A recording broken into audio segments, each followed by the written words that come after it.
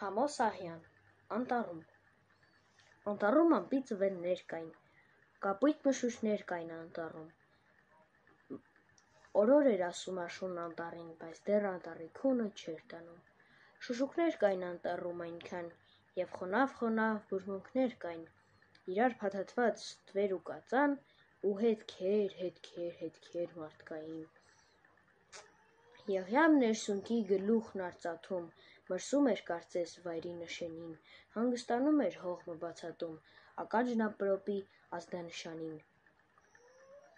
Եղնիկի հորթը մամուռը դնչին, թռչում էր իր մոր բառաչի վրա,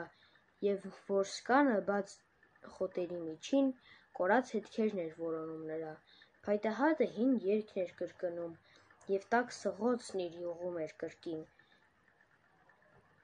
Թեղին անտարբեր ականջ էր դնում, տապալված կաղնու խուլ հառաչանքին։ Անտառապահի տնակի առաջ խարույկն իր խաղաղ ծուխն էր ծածանում, և խարույկի մոտ եղևնին կանաչ սոճու հետ սիրով զրույց էր անում։ Անտառում խորին խորհուրդներ կային, և արձագանքներ կային անտառում։ Օրոր էր ասում աշունն անտառին, սակայն անտառի քունը չէր տանում։